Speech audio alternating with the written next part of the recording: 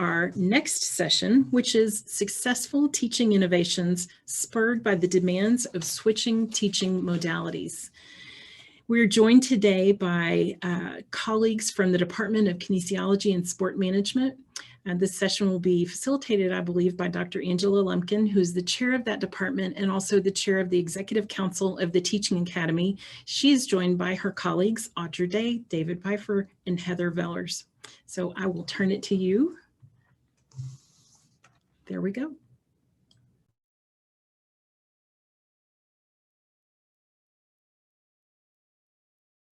Angela, I believe you're still muted.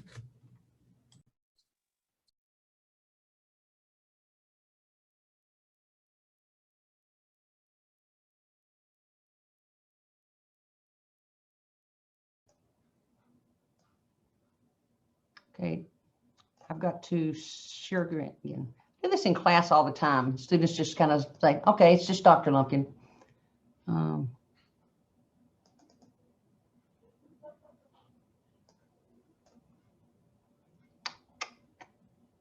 got my one and my two screens backwards. Hang on.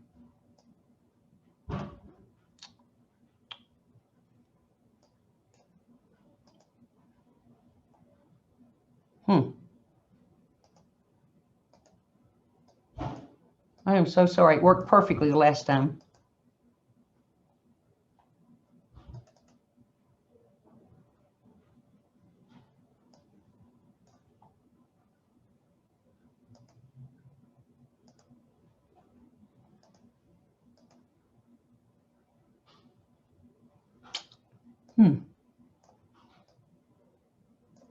We can see your screen now, Angela. All right, that's good, Suzanne. It only took me about 6 times to try to do it. I should have had Dr. Vellers do it. All right, well, thank you very much. I appreciate that introduction, Suzanne. Can you still see the screen? I'm all confused. Yes, we're good to go. All right, let me back up a second and introduce my colleagues first. There are lots of folks that could join us from our department, but I have 3 gracious volunteers. I didn't twist any arms. Joining me on this presentation will be Dr. Heather Vellers, who is an assistant professor in kinesiology. And okay, this is just not working here, just whatsoever. All right, Dr. Vellers is going to talk about the power of a caring attitude. And then Dr. David Pifer is going to talk about organization and transparency when shifting to online teaching. And then Dr. Day, Audra Day, is going to talk about the clarity of instruction through types of information delivery. And you can see the title of our presentation, but I want to take a little bit of a side journey first before we talk about this. As Suzanne said, our department was the recipient of the 2019-2020 Excellence in Teaching Award. And so I'm going to start there because it was really a precursor to our talking about self-reflection, which is led directly into my colleagues sharing things during the pandemic that they did successfully as well as their colleagues. And you can see the plaque that we proudly display in our lobby. But I wanted to tell you that the self-reflection process actually started back when we put together our packet for this particular award. Now, I've listed on this particular slide several examples of the self-reflection that my colleagues were doing already. And I kind of motivated them to do that, but they were already doing it because we value teaching very highly in our department, and continuously I ask our faculty to think about what they're doing and ways that they can improve it. And I'm going to do a shout out to online classes with our colleague Melanie Hart there, who we proudly claim in the department. And I encourage you to use the resources of e-learning that she's over, Justin Louder and his colleagues, and all the course developers that she has there. I made a commitment to Melanie that we would certify all the courses, online courses that our faculty offer.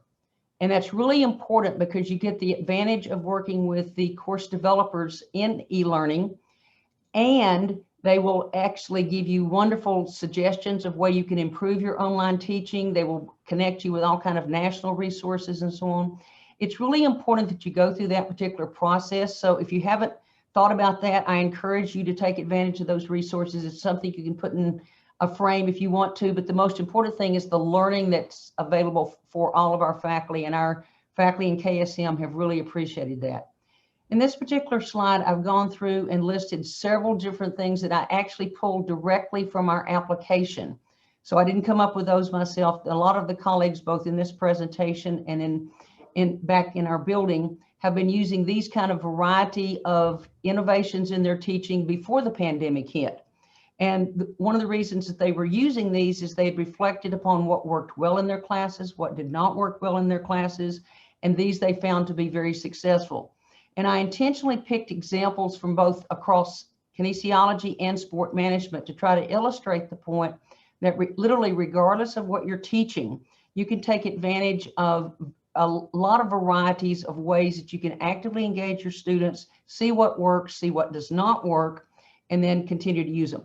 On the very last line, I just gave some examples that I've used and other my colleagues in KSM have used, just to illustrate how you can address the points that Dr. Locke made in her presentation of different modalities, different active learning strategies to actively engage your students in their classes. And the other thing that I want to mention is third from the bottom, which is the importance of feedback. And that came back in with Lisa Lowe and her colleagues in that presentation, how critically important it is to seek feedback from your students, to receive feedback from your students, and do mid-semester adjustments, not just in the middle of the pandemic, but at all times. I've been using mid-semester feedback for years and found it very, very helpful. I encourage you to do the same thing. All right, we're going to gradually get to the point of the primary point of this particular presentation, but I wanted to do a shout out to a new initiative that's jointly being advanced on campus. As you saw this morning, if you had the privilege of listening to Ginger and her outstanding presentation and the encouragement that we got from Emily as well. And that is, we want to look at the evaluation of teaching differently. We've talked about online modality and how different that is from face-to-face and synchronous versus asynchronous, as Melanie talked about. We've got student evaluations that exist, whether you like smart evals or not is your choice. I thought the suggestion that Ginger had that they were using at USC this morning was fantastic. We need to start that conversation on campus. And then we have an OP that talks about the requirement for peer evaluations. The problem is we don't do it uniformly across campus, and we don't have all the training that we might benefit from that Ginger was talking about this morning. But the third piece of this particular trifold knot is one of the initiatives that we started this past December after the conference that Suzanne referenced first thing this morning. Self-reflections is about teaching what you do, reflecting on that, making adjustments, continuously reflecting on what works and what does not work. And we put together a group to kind of pilot this, if you will, by encouraging everybody to volunteer. Several departments and colleges even on campus did that for the annual faculty reports this year. It was amazing how many people jumped on board and found this to be helpful. So self-reflection, you're going to be hearing a lot more about on this particular campus, we hope in the months and the years ahead.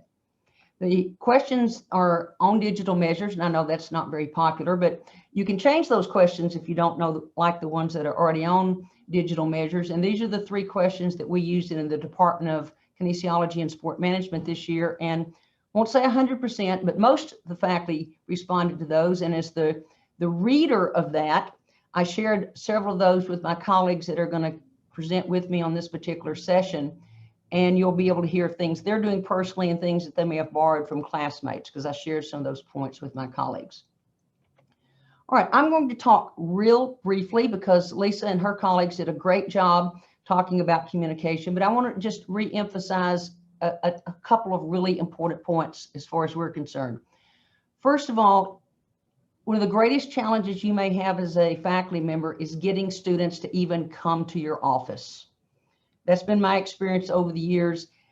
Maybe you have to bribe them with points. Maybe you have to bribe them with candy, whatever it is that it might be. But you need to encourage your students to meet you at a place where you can be, as Melanie talks about, be present.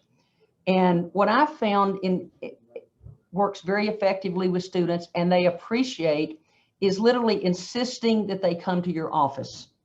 And I just use this as a particular example. This could be an advising appointment. I don't know, I got it online, but it can be an advising appointment. It can be a career mentoring appointment. It can be checking up on the student that's maybe not doing well or not being as responsive in class as you would like. It's really important to have that one-on-one conversation with your students. I will tell you that feedback that I've received from students over the years is they really appreciated it. They really appreciated somebody that would take 15 or 20 or 30 minutes to get to know them better, to answer any questions about upcoming assignments, just to find where your office is located, just to know that you cared about them. And what I found is that then students are more likely to question you after class, to stop by your office, to ask for assistance with an assignment, or just go down the hallway and wave hi. But some way that you're a human being, and that goes back to the welcome and introductory messages talked about in the previous session. So communications always throughout the entire semester is really, really important. Now, linking directly with that, as I think Lisa was the one that said communicate, communicate, communicate, or maybe that was Ginger this morning, or maybe both of them, but it's really important. One of our colleagues in KSM, when we had this past March workshop when everything was moving online, he was an experienced online teacher, and he said the thing that he had found over the years that was very, very important was to send out weekly emails. Having not been an online teacher before March, I decided I would try that. Other of my colleagues did that as well. So every Monday morning, whether I was at home, which I was in March, I would send out an email to the 2 courses that I was teaching, telling them about what was coming up the next class period, what was the change in the syllabus revision, the revised syllabus that I'd already sent to them, what they needed to have anticipated deadlines for the assignments were going to be, just something that connected me outside the class time with that. Just like my colleague Mark, he said that really worked. Somebody said earlier, maybe every 2 or 3 weeks. I found that the weekly email was really, really appreciated by students. And so that's that being there that Melanie was talking about. Being there, communicating with them, and they're more likely to communicate back with you. The third thing I want to really emphasize that's already been mentioned, but really emphasize is if you're in an online environment, use the virtual office hours. There are a lot of technologies that I won't list at this point in time that are available. If you're face-to-face, then it's your regular office, or there can be a blending of the two depending upon where your students are, what their choices are, and I think asking them is a good thing. We have to basically be there, and we can use the modality that works. Sometimes office hours is just being present so that you can send a message. Sometimes office hours means being there right before class and right after class, because that's the most convenient. I have several students that are employed, and meeting after class really works for them. Somebody else we were talking about said, I met with this student on Saturday because that's when this particular student wanted to be or needed to be met with because that person was fully employed. So it's really important that our presence with students is there for an ongoing basis, and office hours is the best way for that to take place. All right, I'm going to pass the baton to Dr. Vellers. Thank you very much.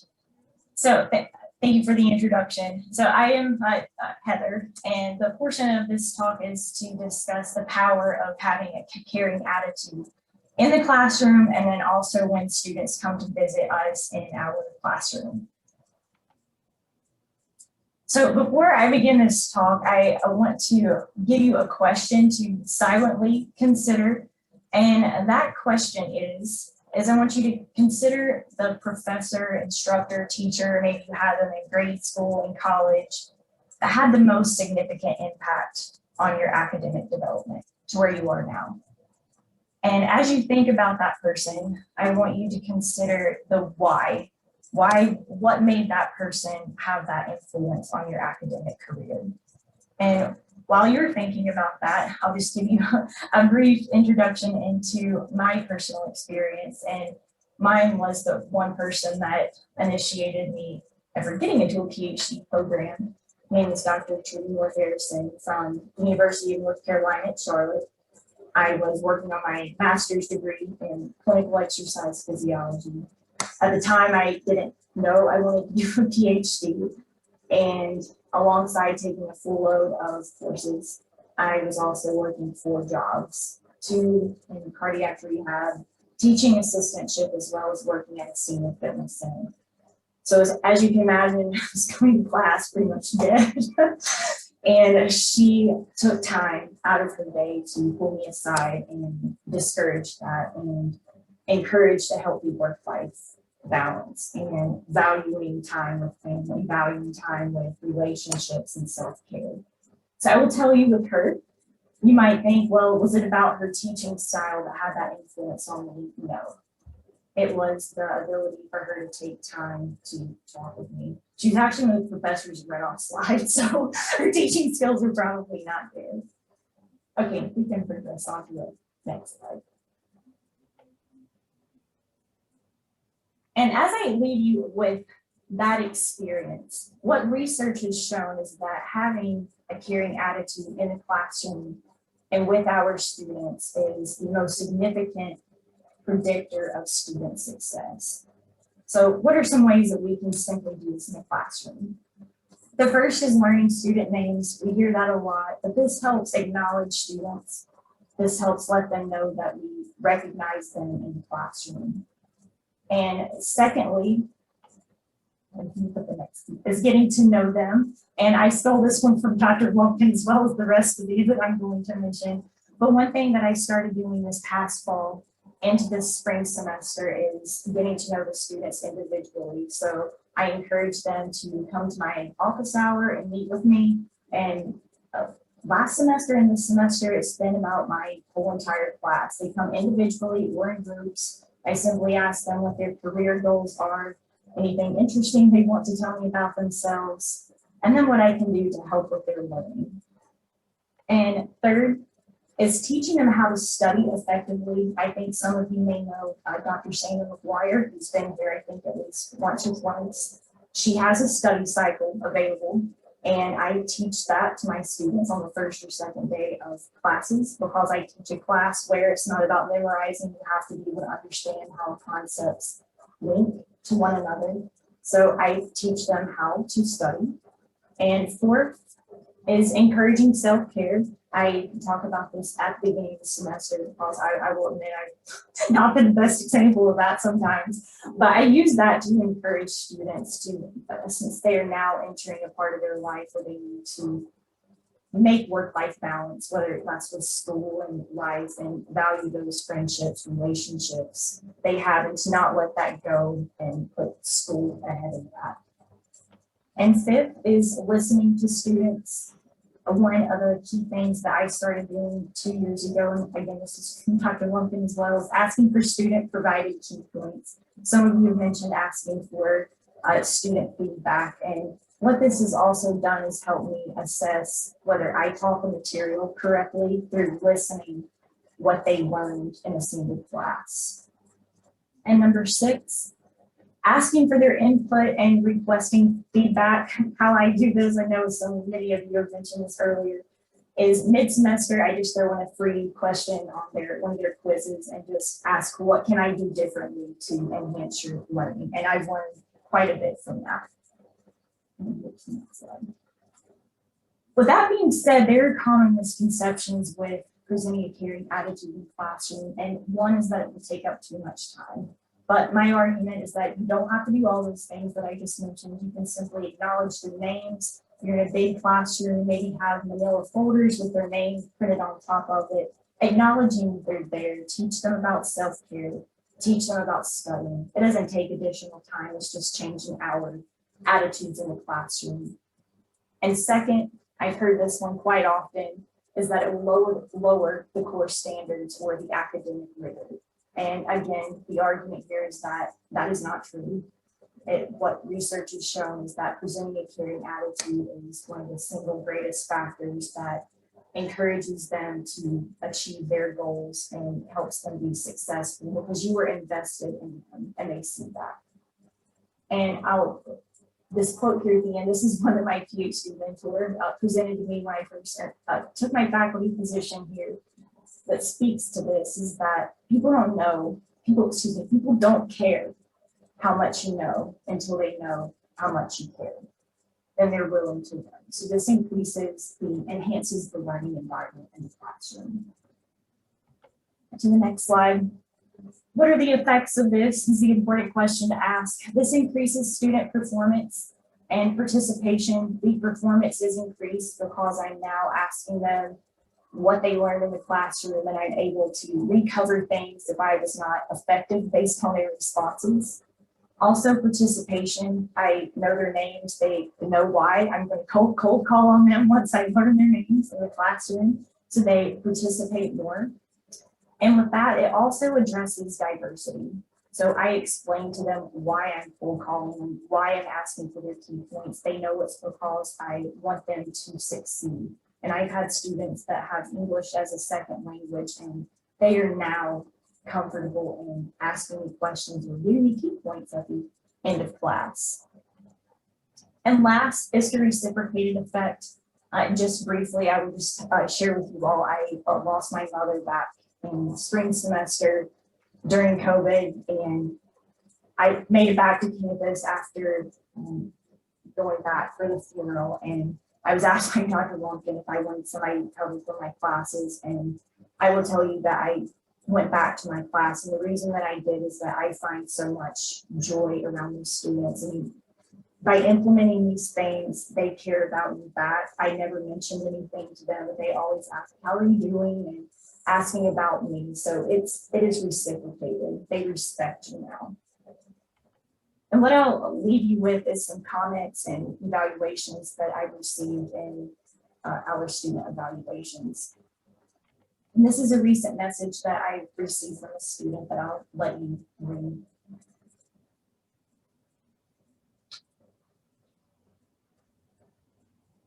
And as you read this, this is an area I wouldn't have considered as being part of diversity students having to work long hours every single night. But this, I wouldn't have known if I didn't take time to listen to this student. And next, this was a more recent one I received from an email from a student during the winter storm. I will tell you, we covered one slide throughout those whole 3 days we were off during the winter storm because my internet connection was horrible. And so I felt so terrible. I put us like a whole week behind. But after that, I guess they knew I was really concerned about that. And this was one of the emails that I received from the student, just showing that they understood that what was going on. And I'll leave you with this, a final thought. People, they may forget what you said, what you taught them in the classroom, but people will never forget how you do them good. And with that, that ends my portion of the talk. All right, so my name is Dr. David Pifer. I'm going to be taking over for this next segment. Thank you, Angela, and thank you, Heather. So I'm going to obviously piggyback a little bit off of what Heather was just talking about, and she's talking about the importance of having a caring attitude and showing your students that you care. So when I talk about organization and transparency in online teaching, we're kind of moving to being consistent in how we deliver our material to our students. And certainly this ties in a good bit with what some of Angela was saying as well. So, you know, first and foremost, when we talk about organization and transparency, I'm going to hit on the organizational sides of it. Anytime you teach an online class, and certainly during the pandemic, we're aware that a lot of kind of new stressors are added to our students.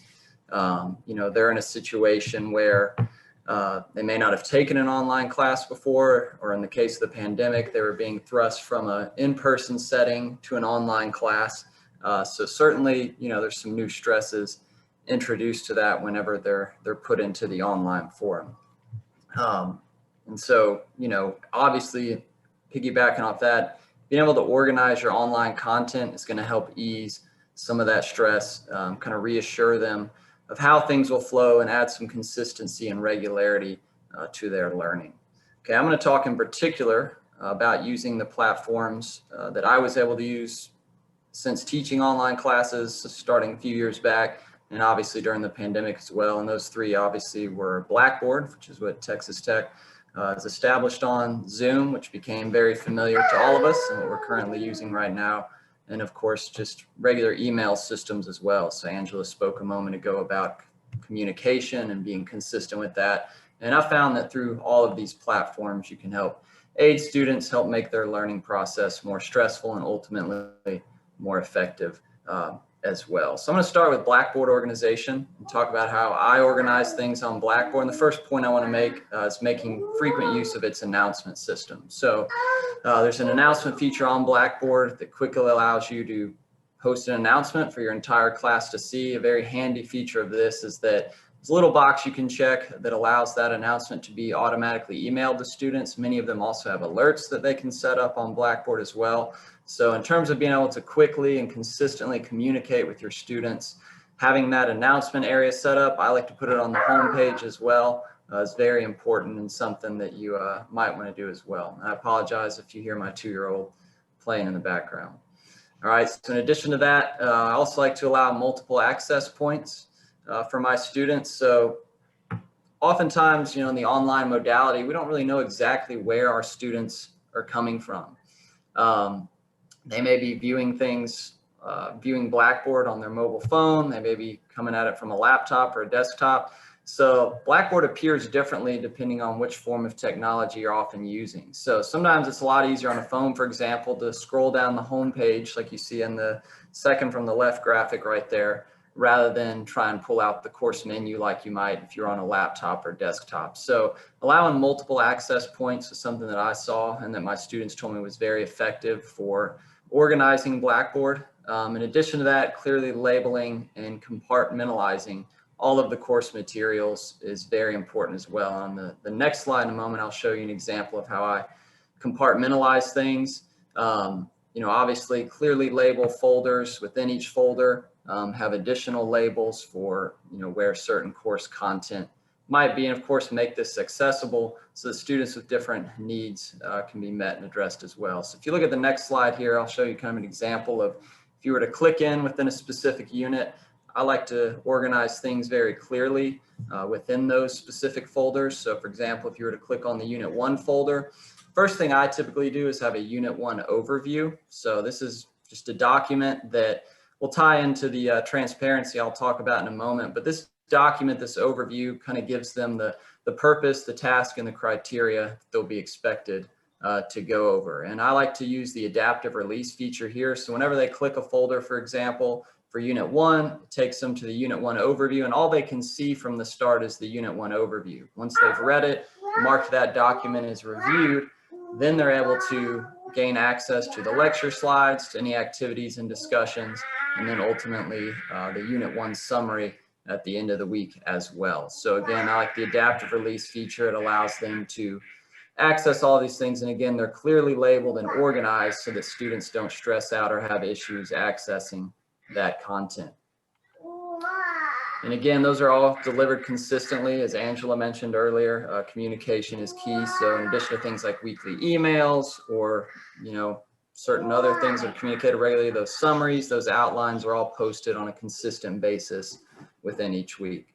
Another thing I want to briefly hit on is Zoom organization and the use of Zoom when delivering online classes. I've used both throughout the years, both Zoom and Collaborate Ultra. In my personal experience, I found Zoom to be a little more efficient, a little bit easier to use on my end.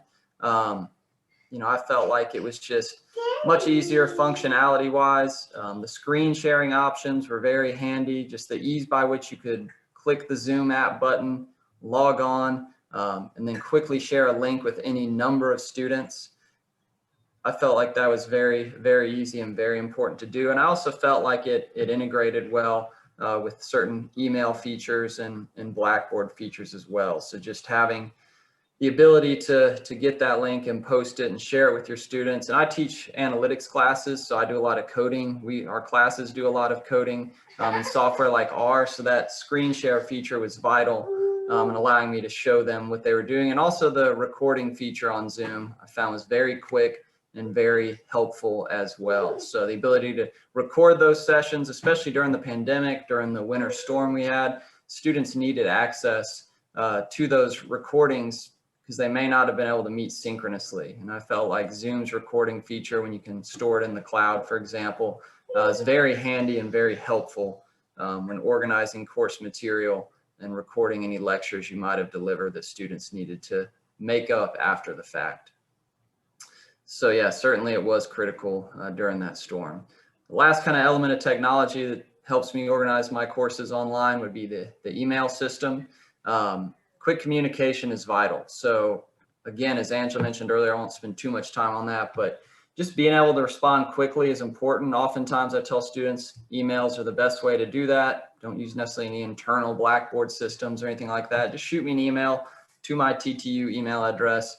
And I generally try to respond to emails within 12 hours, more or less, for those online students. Again, you know, they're in a unique forum, a unique setting sometimes, something they may not be familiar with. They want answers immediately. They may have different schedules. You know, they're not there in class with you. So quick communication is certainly key. And the email system, in addition to those Blackboard announcements I mentioned earlier, are very helpful. And I found that it saves time on both sides as well, using Zoom and using emails. So if you can address a question via email without having to set up a meeting, you know, via Zoom, that was certainly helpful for saving time on both sides. So I like to let students know that I'm regularly available to answer a simple question via email if needed. And certainly if they need further explanation, I can meet them on Zoom because they do integrate very well together. So just quickly creating a Zoom meeting, kind of like the example there to the right, automatically links to Outlook for email, and I can send those links out quickly to students,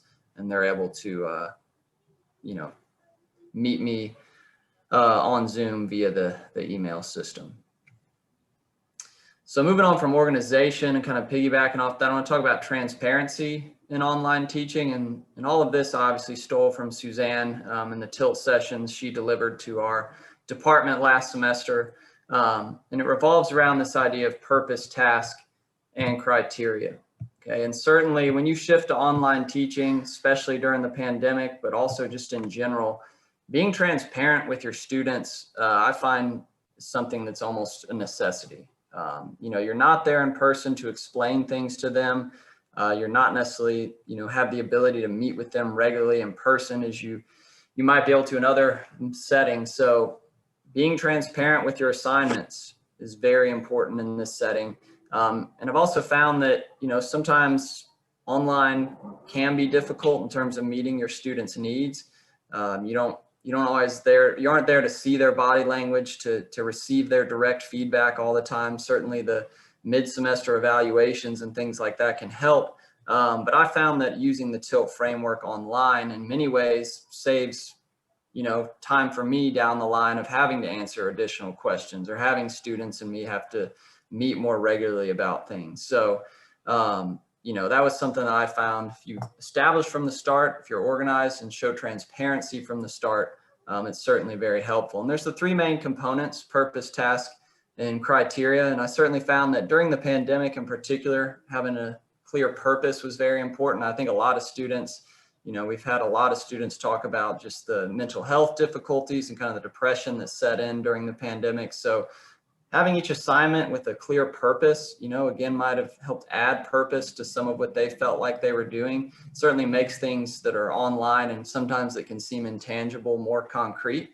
And of course, skills still need to be developed in an online class. So showing them the purpose behind why they're doing something online is very important as well. Okay, so the purpose was important. Honestly though, for me online, the task element is very important as well. So for me, this was the most important element when you shift online. I'll show you an example in a second of how that is, but just giving them that checklist of what they have to do. You know, they read that weekly outline that's posted as they expect, and they have a list of all the tasks that they have to address and that they have to meet. So having those checklists there was very helpful, and certainly a good recommendation from Suzanne and company on this TILT framework. Okay, and another thing that's helpful, you know, I know sometimes online classes struggle with students skipping out or with missing certain things, but having these clear checklists established in the task from the start in an outline of some type that you give to your students just doesn't really give them an excuse. And I found that when students know exactly what they have to do and can check it off of a list, they usually end up completing more of those assignments. And then lastly, the criteria. You know, students want to know how it's going to be assessed. You're not there in person to tell them verbally how you're going to assess them. So providing work examples with files on Blackboard or just simple rubrics adjusted to the online modality All of those things help address the criteria element of it as well, and give them examples of how they should proceed and how they'll be graded on those assignments. So here's just a quick example of something I might post on my weekly outlines, for example, the purpose, the overview, the tasks.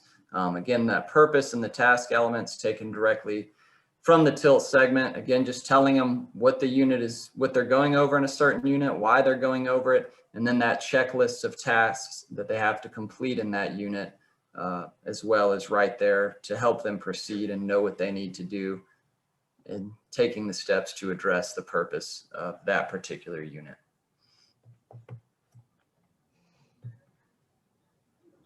And I'll turn it over to, I guess, Audra. I believe you're up next. Thank you, David. Thanks, Heather, and thank you, Dr. Lumpkin, for giving us the opportunity to discuss some of the things that have worked for us in our department. I'm going to reiterate and echo a lot of the things that I've heard throughout many of these sessions, and really what I'm going to focus on is my perspective as a face-to-face instructor, and trying to translate that into being clear and concise in the online environment. I really struggled initially, and I will be completely honest and vulnerable, that I have really been very hesitant to approach the online environment. All of my experience had been face-to-face. So really what I tried to do initially was try to find my focus point. So I tried to figure out how could I really approach this and approach it well using the things that had worked for me in the face-to-face environment. If you could bring up the next bullet point, or actually the next couple of ones would be great. Yeah, so what I really tried to do was try to understand the mindset of my learners. I knew pretty well in the face-to-face environment how my students learned, what worked well for them, what didn't work well, but I wasn't really sure how they were going to approach that in the online environment. And switching that modality really quickly in the spring of 20 was challenging, and I'll readily admit that. But what I did was that I started using a lot of questionnaires, a lot of interactions with my students, and figured out really for them how they were approaching the material was doing a lot of multitasking. So they had work obligations, they had family obligations, they had caretaking obligations that I really didn't understand until I could look at it from their perspective. So again, understanding the mindset of my learners was very different from the face-to-face perspective versus doing what I was doing online. And then being able to translate what I was doing face-to-face, I had to let go of some of that sort of stuff. Being able to do announcements multiple times and get my students prepared. So for example, if I had an upcoming test, I knew that I had to make certain announcements in class, and how could I translate that to the online environment? So again, presented some challenges for myself. And I had to let go of some of those methods that I knew worked in the face-to-face environment, but not necessarily would translate well online. So I'm going to go ahead and move on to looking at things from the student's perspective, just being able to be student-centered. And I think there was somebody else that presented a similar picture to this, where there was a student just sitting there by themselves in front of a computer. And that, to me, not having that support, that ability to have that face-to-face interaction, to know that maybe the student was struggling or they were completely disengaged from the learning environment.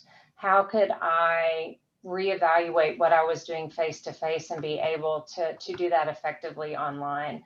So what were their expectations and limitations? So I really, again, sent out some questionnaires in the beginning of my online classes and said, how are you going to be approaching this content? What would work for you best? Would you be better off having asynchronous instruction? so that you could have a lot of availability as far as time goes to be able to watch on demand, or do you want something where you can engage, what really works best for you? Some of the other things that work face-to-face, a lot of students didn't really want to just watch a recorded video. They wanted to be able to have the ability to engage in the content in some other ways. So what was working for them in these online courses was much different than what I did face-to-face. So I had some mistakes that I made originally when I launched my online classes, is that I went to that old expectation of, I'm going to be in front of the class, going through these PowerPoint presentations, and students are automatically going to engage in the content. And what I found was a lot of the feedback that I got from them was that, one, I have to rewind your lecture many times because there wasn't closed captioning available. And so that wasn't something that I really thought about initially when I launched into online teaching. So being able to let go of that and use some other modalities, like David was talking about, doing the recording in Zoom and then publishing on YouTube and having that accessible for students is much better for them. And that was a lot of feedback that I got as well. So being able to understand those limitations of certain types of content delivery.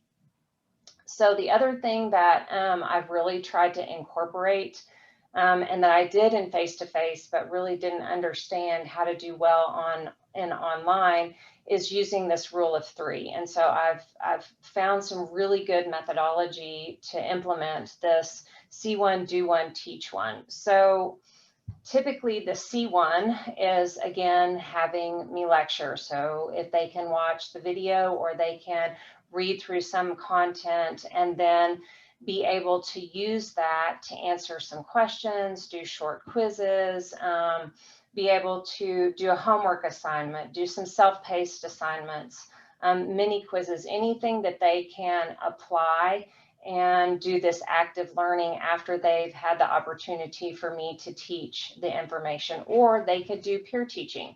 So I might assign a topic where they learn about a certain medication, and then they teach another student a little bit of information about that, and they also do an online assignment. And again, I won't go through all of the details of how I do that, but again, this idea of being able to get the information in some format, either a recorded lecture or a video presentation or reading through some peer-reviewed journals. So getting that information and then using the information that they've learned to complete assignment. And then a lot of times what I'll do is do some breakout sessions in Zoom so they can teach that information to another student. They can do peer-to-peer collaboration. I just absolutely love the feedback fruits. If you guys haven't used that at all, they are fantastic. There are a lot of different ways that you can integrate that into their learning. And then they can also do the written assignment. The feedback fruit peer reviews are fantastic for that. So they can get a lot of this sense of community, but also sense of being able to master the material. So those have all been really helpful for me. The other thing that I think I want to echo some of the information that's been provided by other speakers is that less is sometimes more, not inundating students with a lot of material. So in my weekly modules, I usually have anywhere from 3 to 4 assignments, and they all kind of balance off of one another. So there'll be information that they'll learn from a video, information that they'll learn from me, information that they'll get from the textbook reading, and then they'll have a small quiz. And so it's kind of a low stakes, trying to figure out maybe where their misunderstandings might be, and that it's really important to make sure that it is quality over quantity, because they have a limited amount of time that they can really learn content and learn it really well.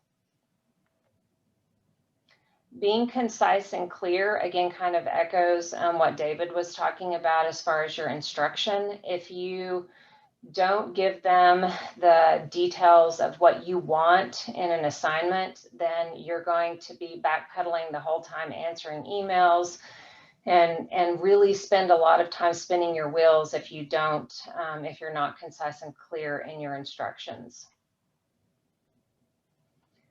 Being purpose-driven, again, kind of goes back to this tilt idea, and I definitely want to give Suzanne big kudos for that, because it really helps not only you understand what the purpose is, but be able to explain that purpose to students, and it really needs to be kind of the crux of how you design your assignments. And again, those weekly modules can be purpose-driven, and so can the individual assignments. And again, thinking about this idea of conciseness and quality versus quantity, it's not, everything isn't going to work for every single student. So if you can scaffold your assignments and provide them in a lot of different ways. So again, thinking about the different types of learners, are they visual learners? Are they auditory, kinesthetic? All of those kind of come into play when you design not only face-to-face, but even more so when you teach online. So again, accessibility is super important. I again made a big mistake, and I have to own up to that and realize that very quickly that many of my students couldn't get what they needed to be able to complete some of the assignments. So accessibility is key, making sure that you understand, like David was talking about, are they looking at it from an iPad? Are they looking at it from a laptop? Is it a PC? Is it a Mac? Because again, there's different technology issues that you're going to encounter in each one. And speaking of technology, again, not everybody has the same type of technology. So a big hiccup that I ran into with some of the feedback fruits is found out pretty quickly that the accessibility was becoming problematic in using Chrome. So I had to completely backpedal and reassign another assignment and let students know that Firefox would have to be utilized for that particular assignment. So understanding that you are going to encounter technology issues and having a backup plan to be able to mitigate those as much as you can. And encouraging engagement, again, one little tip that I'll share to be able to do that. I have students every time they're going to have an exam, I make them sign up for a pre-exam office hour so they can come in and ask me questions, and I set up a Google Doc so they can sign up for those.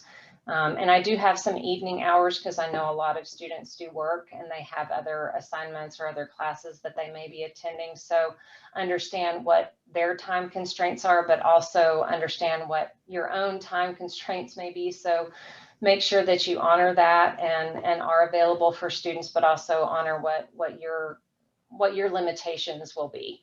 So encouraging engagement, again, is key, and providing different modalities for different learners, I have found is really beneficial and have had a lot of positive feedback from students.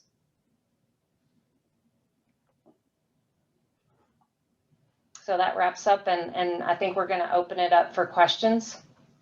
We welcome those questions. We intentionally left time at the end so that you could ask us whatever questions you wanted to, or we will be more than happy to welcome your great suggestions of things we forgot to talk about or things that have worked well for you.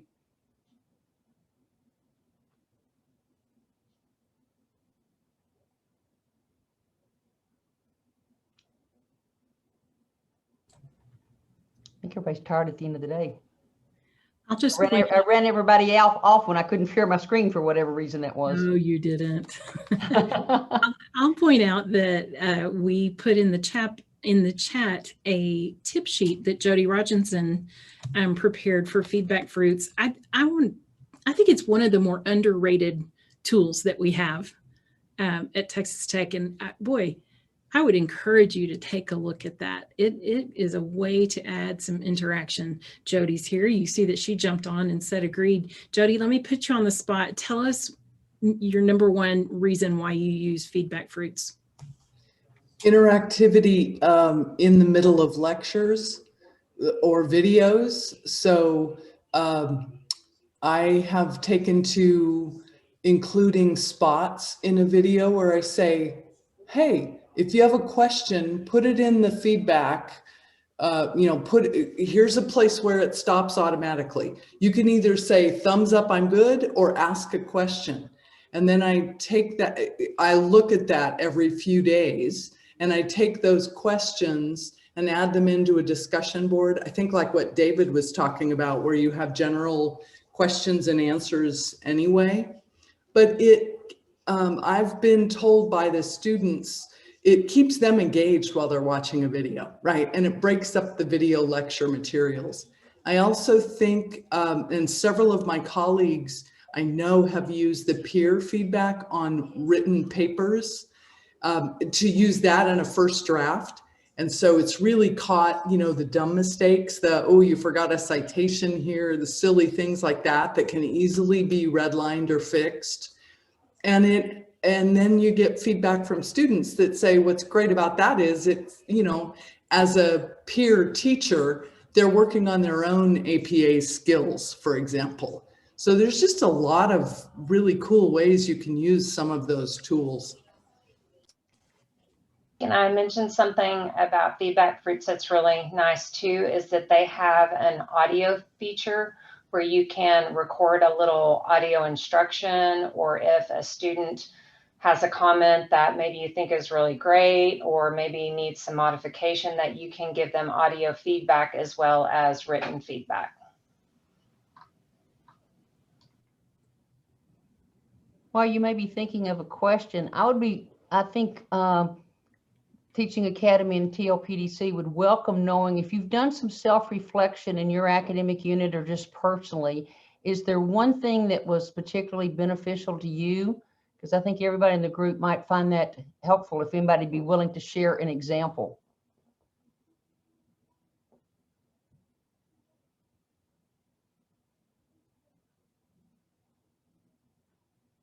Everybody's bashful or they're tired. They're just like students. They want to go home on a late Friday afternoon.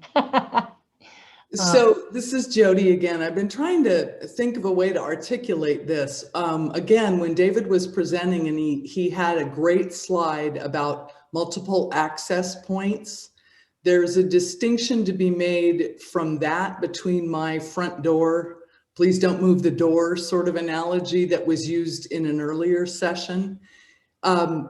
David's slide carefully showed how everything was well organized, units 1 through 6, whether a student was looking at the navigation panel or whether they were inside what was probably like a course homepage. That is exactly, like he's right, he's given a multiple access points so that if they're in unit 3, they can always go back quickly in one click to unit 1 for any information that they have. That's the same thing as when I, in my books, talked about not moving the door on a student. But the thing that I think I'm starting to think about, and it's the Blackboard environment is going to change in the next 3 or 4 months. We're going to get the newer version, and it's not going to be such a locked-in navigation. So right now we're operating on navigation where that nav bar is always on the left. When a student logs in with their cell phone, that was a really important point that you folks brought up. Right now, it actually looks better in some ways, or it functions better for a student than if they're on a desktop computer.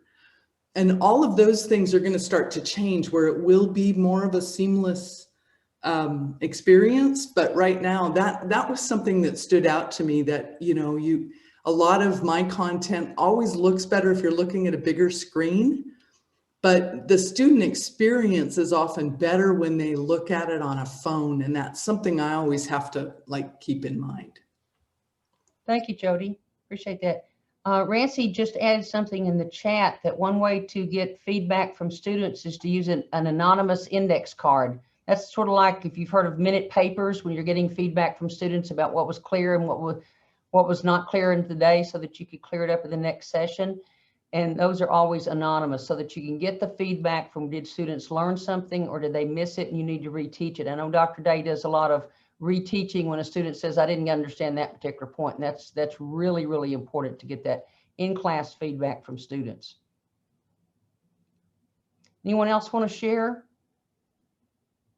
anything from anything that you've tried? Well, before we turn it back to Suzanne, I want to thank my KSM colleagues, Heather, David, and Audra, for their excellent work in this particular session. We represent a group of other colleagues who are doing some exciting things in their classes as well. So we appreciate everybody who attended our session. So Suzanne, I'll turn it back over to you. Well, virtual claps for you. Thank you all for being willing to share vulnerably too about what worked and what didn't work in your online classes. We really appreciate that. One thing I want to point out to the group is that today we've said several times that this is a collaboration between the TLPDC and the Teaching Academy. Maybe you noticed that in our sessions all day today, we've had the past, present, and future chair of the Teaching Academy Executive Council. We truly appreciate the Teaching Academy as a resource and a way to continue honoring the teaching culture at Texas Tech. There is much to be excited about as we think about changes on our campus and how we think about teaching. So I hope that you got some great encouragement today and some practical ideas for your own teaching. Have a great rest of the afternoon. Thank you for joining us. Take care.